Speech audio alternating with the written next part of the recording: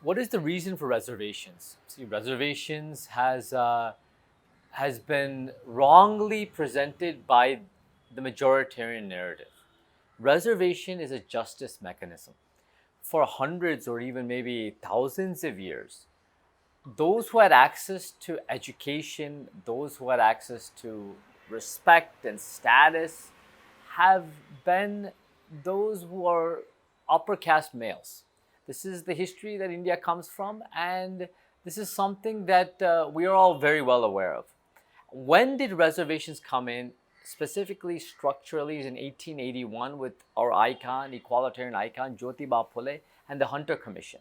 See, at that point, what had happened is all the major universities, all the major government jobs, we were under the British Raj, all the officers, all the prime plum kind of opportunities existed within the hands of what I said, these upper caste Janwara wearing men. Now, this is historical reality. So at that time, 1881, Jyotiba Phule suggests through the Hunter Commission that we need reservations, which is representation, adequate representation in jobs and in education. That means there must be proportionate representation in all opportunities, plum opportunities, government jobs, university positions, etc. Now, subsequently, over the past century and a half, this reservation has grown. Before, what we thought was like only certain groups were worthy of education. Now we know everybody, if given a talent, if given an everybody has talent, if given an opportunity, they will succeed. They will, through hard work and commitment, be extraordinary candidates, regardless of what caste, gender, religion, or anything they come from, and that we all know.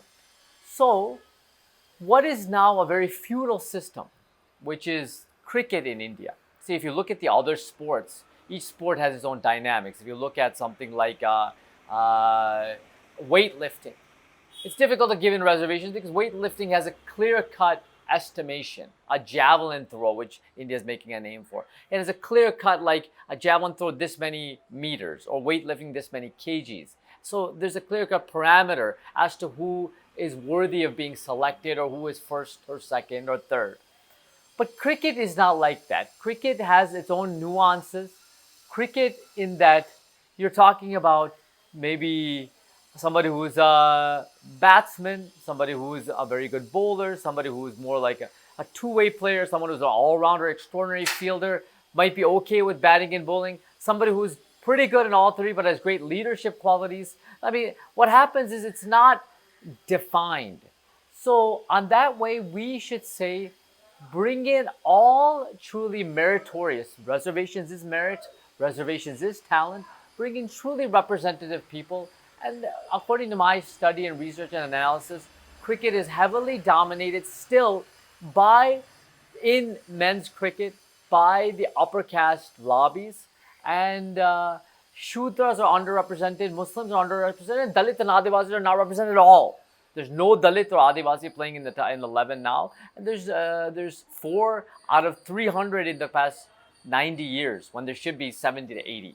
So there's clearly in Test cricket. So there's clearly a structural problem, a structural kind of inequities that is present that we must correct. That just like we corrected through education and jobs 140 years ago, and many people pushed that, and Baba Sahib Ambedkar pushed that through the Constitution, we must bring that in the present day to not only make it a more representative team, to not only bring in justice, but honestly, to make the team even better.